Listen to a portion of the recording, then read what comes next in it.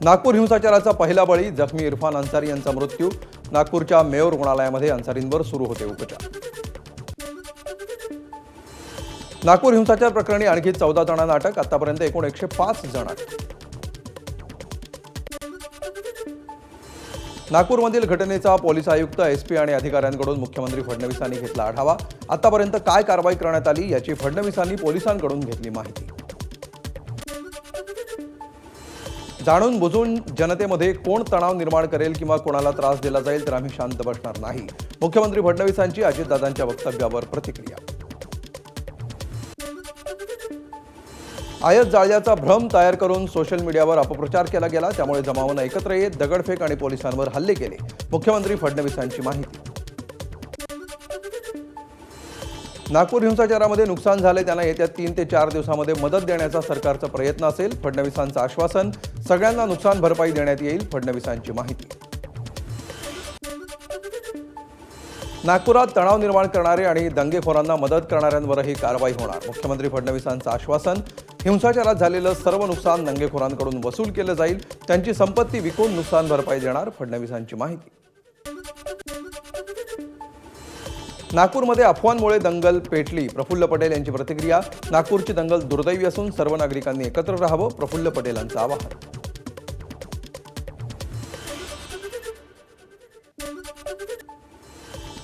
दंगेखोरच दंग्यांची चौकशी करणार असतील तर ही समिती लांगुल चालन करणारी। अकोला दंगलीचा आरोप असलेली व्यक्ती काँग्रेसच्या समितीत। फडणवीसांचा काँग्रेसच्या समितीवर आरोप।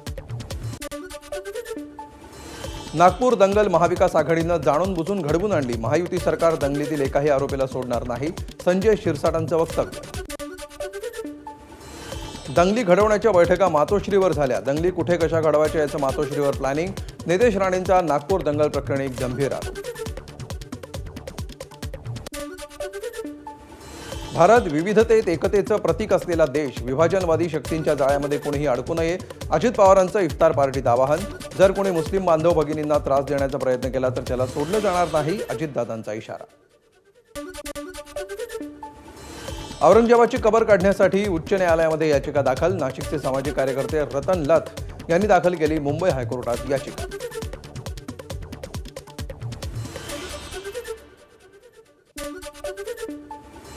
औरंगजेब कबर वादाप्रकरणी छत्रपती संभाजीनगर शहर पोलिसांमध्ये आणखी 2 गुन्हे दाखल।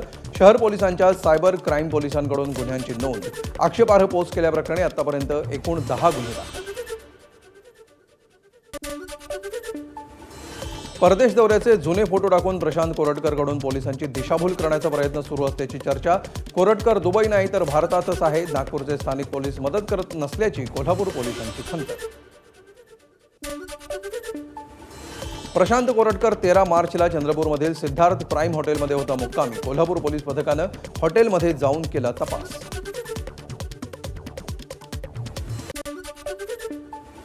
प्रशांत कोरटकरच्या विरोधात लुकआउट नोटीस जारी। ब्युरो ऑफ इमिग्रेशनकडून कोरटकरनं कुठे प्रवास केला याची देखील माहिती घेतली।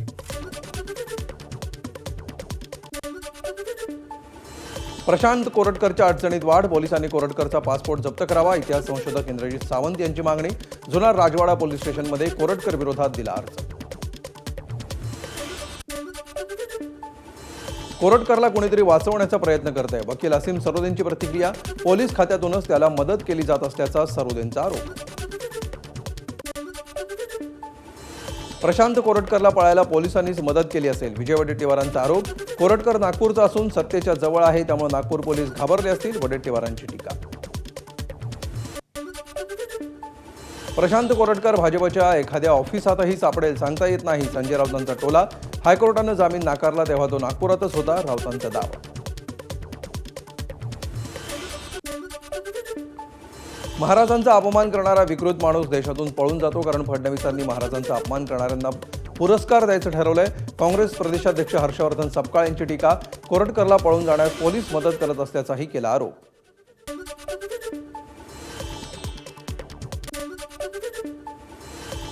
कोरटकर नावाचा जिवंत औरंगजेब दुबईला पळून गेला असेल तर महायुती सरकार झोपा काढते का? सचिन खरात यांचा संतप्त सवाल। तत्काळ अटक करा, खरात यांची मागणी। नागपूर पोलिसांनीच प्रशांत कोरटकरला लपवल्याचा अमोल मिटकरींचा आरोप. कोरटकर जर दुबईला पळून गेला असेल तर हे नागपूर पोलिसांचं अपयश, मिटकरींची टीका. दिशा सालियन मृत्यू प्रकरणी 2 एप्रिलला हायकोर्टात सुनावणी. मात्र पुढील आठवड्यामध्ये तातडीनं सुनावणीसाठी विनंती करणार. वकील निलेश ओझा यांची एबीपी माझाला माहिती. दिशाच्या वडिलांनी आदित्य ठाकरेंवर आरोप करत याचिका केली दाखल. दिशा सालियन प्रकरणावेळी उद्धव ठाकरेंनी आदित्य ठाकरेंचं नाव न घेण्यासाठी 2 फोन केले होते. नारायण राणेंचा मोठा आरोप.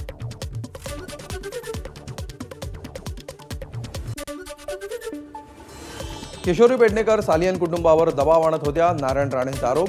मुंबई पोलीस अजूनही कारवाई का करत नाहीत, राणेंचा सवाल.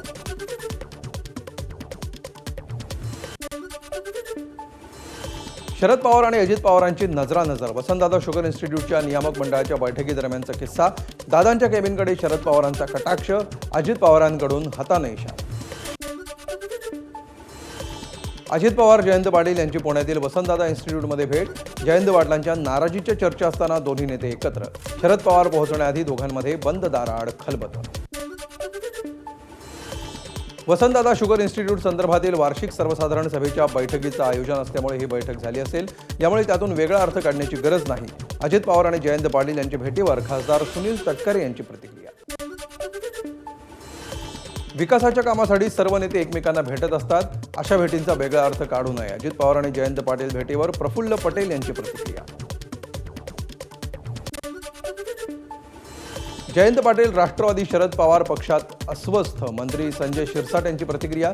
भविष्यामध्ये जयंत पाटील पक्ष सोडतील हे निश्चित, शिरसाटांचा मोठा दावा. ज्येष्ठ वकील उज्ज्वल निकमांकडून छगन भुजबळांची भेट. जळगावच्या अजिंठा विश्रामगृहावर निकम भुजबळांमध्ये बंद दाराआड चर्चा. ही भेट राजकीय नसल्याची उज्ज्वल निकमांची प्रतिक्रिया. फडणवीसांचं सरकार मनोरुग्णांचं सरकार. संजय राऊतांचा हल्लाबोल.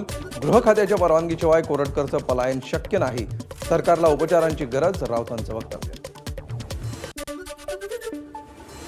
विधानसभेला महाविकास आघाडीला जनतेनं नाकारलं. त्यामुळे मनोरुग्ण हा त्यांचा शब्दप्रयोग कोणाला लागू होतो हे जनतेला ठाऊक आहे. राष्ट्रवादीचे खासदार सुनील तटकरे यांचा संजय राऊत यांच्यावर पलटवार.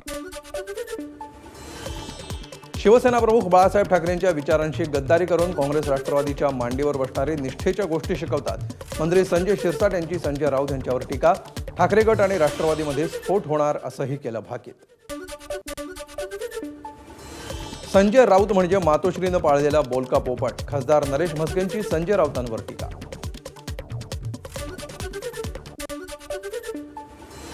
जनता जातीयवादी नाही, पुढारी जातीयवादी आहेत. हे पुढारी स्वार्थासाठी जात उभी करतात. केंद्रीय मंत्री नितीन गडकरी यांचं अमरावतीत वक्तव्य. आमदारकी खासदारकी कुटुंबातील लोकांनाच नको असंही गडकरींनी केलं वक्तव्य. मुख्यमंत्री देवेंद्र फडणवीस यांना नाशिक दौऱ्यामध्ये काळे झेंडे दाखवणार. शिवसेना ठाकरे गटाचा इशारा. मुख्यमंत्री फडणवीस रविवारी नाशिकला येणार. फडणवीसांना नाशकामध्ये पाय ठेवू देणार नाही. त्यांच्या अध्यक्षतेखालील सिंहस्थ आढावा बैठक होऊ न देण्याचाही दिला इशारा. रायगडमध्ये कालपासून अन्नत्याग आंदोलनाला बसलेल्या बच्चू कडू यांची प्रकृती खालावली. रखरखत्या उन्हामुळे बीपी वाढला असून शुगर लेवल कमी झाल्याची माहिती. परभणीत विकास कामांसाठी निधी मिळत नसेल तर राजीनामा देऊन घरी बसतो. आमदार राहुल पाटलांचं वक्तव्य. 10 वर्षात राहुल पाटलांनी काहीच विकास केला नाही, त्यामुळे तुम्ही राजीनामा द्याच. शिवसेना नेते आनंद भरोसेंचं प्रत्युत्तर. रत्नागिरीच्या खेडमधील भगवान कोकरे महाराज यांच्या उपोषण स्थळाला पालकमंत्री उदय सामंत यांनी दिली भेट. सामंतांच्या आश्वासनानंतर 6 दिवसांपासून सुरू असलेलं उपोषण कोकरेंनी सोडलं. सामाजिक कार्यकर्ते मनोज चौधरींचा आमदार सुरेश धस यांच्या विरोधात आत्मदहनाचा इशारा. 26 मार्चला विधानभवनाबाहेर आत्मदहन करणार असल्याचा बीडमध्ये पत्रकार परिषदेत दिला इशारा.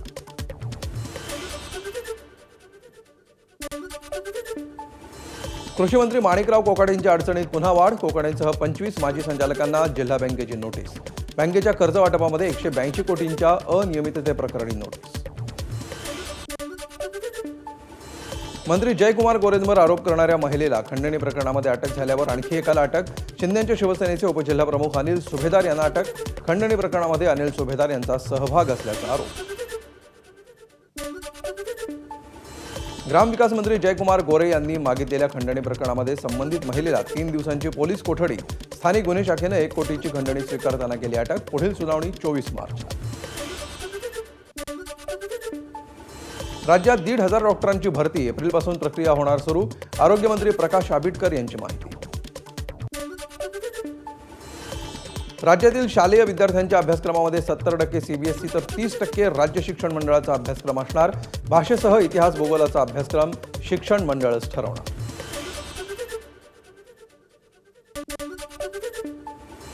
धाराशिवमधील उमरग्यामध्ये शिक्षण मंत्री दादा भुसेंच्या फोटोला दुग्धाभिषेक. सरकारी शाळेमध्ये सीबीएसई शिक्षण चालू करण्याच्या निर्णयाचं नागरिकांनी केलं फटाके फोडून स्वागत.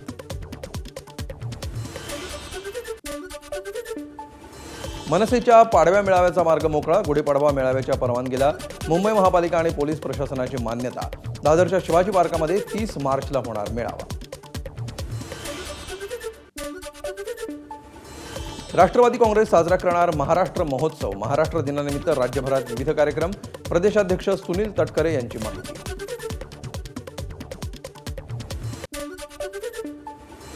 मुंबई महानगरपालिकेकडून नालेसफाईसाठीच्या निविदा प्रक्रियेची कामं सुरू. नालेसफाईच्या कामांसाठी एआय आणि स्टॅटिस्टिक्सची मदत घेणार असल्याची माहिती. म्हाडानं गोरेगावातील नव्यानं बांधलेल्या वसाहतींची 35 लाखांची मुंबई महापालिकेची पाण्याची बिलं थकवली. म्हाडाकडून 20 लाखांच्या जवळपास इमारतींची वीज बिलं देखील थकीत.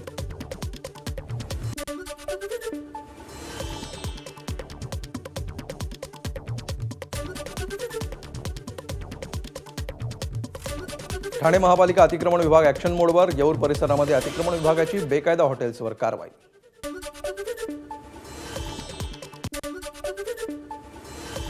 पश्चिम रेल्वेवरील मुंबई सेंट्रल ते चर्चगेट अप जलद मार्गावर मेगा ब्लॉक घेण्यात येणार. उद्या सकाळी 10:30 ते दुपारी 3:30 वाजेपर्यंत मेगा ब्लॉक असणार. मध्य रेल्वेवर उद्या मेगा ब्लॉक. सिग्नल यंत्रणेतील तांत्रिक कामांसाठी ब्लॉक. माटुंगा ते मुलुंड अप आणि डाऊन जलद मार्गावर उद्या ब्लॉक. हार्बर लाईनच्या कुर्ला ते वाशी अप आणि डाऊन मार्गावर उद्या मेगा ब्लॉक. सकाळी 11 ते दुपारी 4 वाजेपर्यंत ब्लॉक.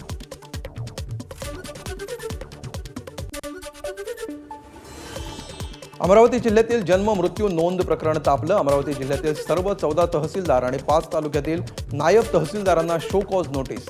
अमरावतीचे जिल्हाधिकारी सौरभ कटियार यांनाही बजावली नोटीस. वर्धा जिल्हा परिषदेचा अर्थसंकल्प मंजूर. 20,21,42,000 अर्थसंकल्प मंजूर. अर्थसंकल्पामध्ये विविध विभागांकरता आर्थिक तरतूद. मटण सर्टिफिकेशनला मल्हार नाव देऊ नये. जेजुरी ग्रामस्थांची मागणी. आंदोलनाची पुढची दिशा ठरवण्यासाठी जेजुरीमध्ये आज ग्रामसभेचं आयोजन.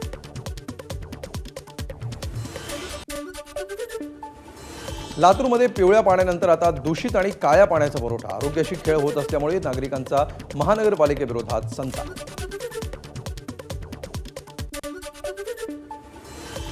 बोधगयामधील महाविहाराचं प्रबंधन बौद्ध भिक्षूंकडे सोपवण्यात यावं या मागणीसाठी गोंदियात मोर्चा.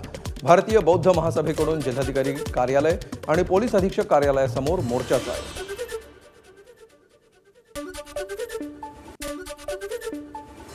तुळजापुरात दलित बांधवांचा काक्रंबा ते तुळजापूर पायी मोर्चा. गावगुंडांनी काक्रंबा गावातील महिलांना जातीवाचक शिव्या दिल्याचा आरोप. गावगुंडांवर अॅट्रॉसिटी अंतर्गत गुन्हा दाखल करण्याची मागणी.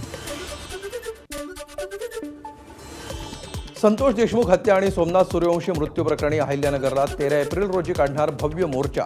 मोर्चाच्या पार्श्वभूमीवर मराठा क्रांती आणि सकल मराठा समाजाच्या वतीनं जिल्हाव्यापी बैठकीचं आयोजन. सांगली जिल्ह्यातील पलूस शहरामध्ये अंमली पदार्थांविरोधात रॅली. रॅलीमध्ये शेकडो विद्यार्थी आणि नागरिकांचा सहभाग. अंमली पदार्थांवर निर्बंध घालण्याची मागणी. भंडाऱ्याच्या महावितरण कार्यालयावर शेतकऱ्यांचा हल्लाबोल. भात पीक वाचवण्यासाठी अखंड वीज पुरवठा करण्याची मागणी.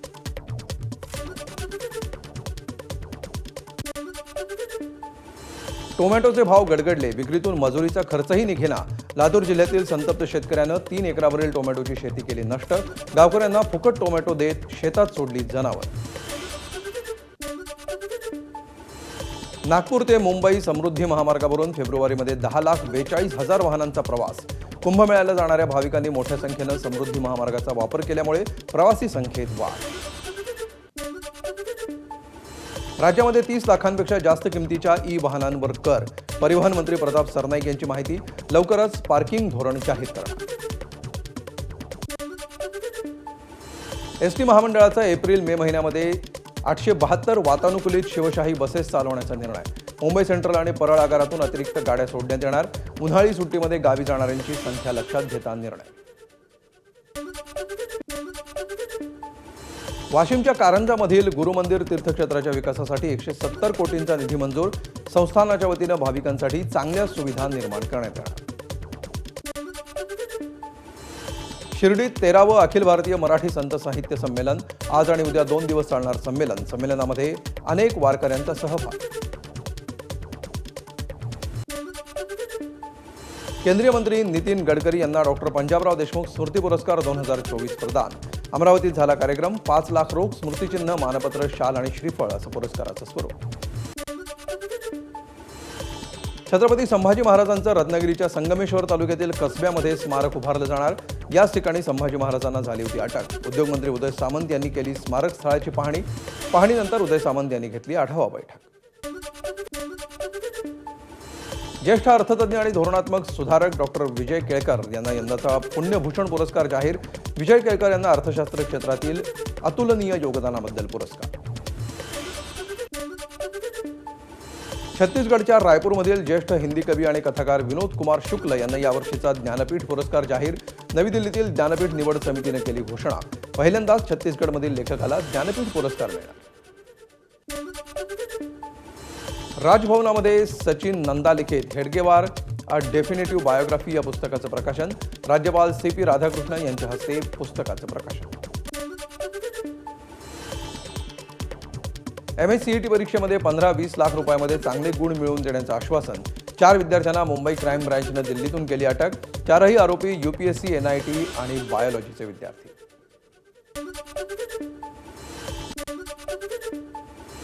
हिंगोलीमध्ये तलाठी पदाचं आमिष दाखवत 16 लाखांची फसवणूक.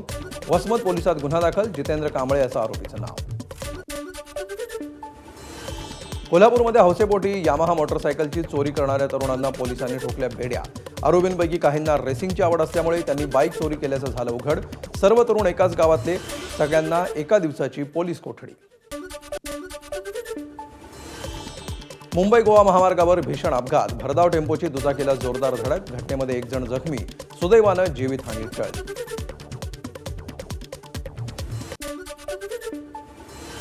जळगावच्या शिवाजीनगर उड्डाणपुलाजवळ ट्रकच्या धडकेमध्ये 4 जण गंभीर जखमी. अपघातानंतर संतप्त वाहन चालकाचं तीव्र आंदोलन. नुकसान भरपाईच्या मागणीसाठी चालक आक्रमक.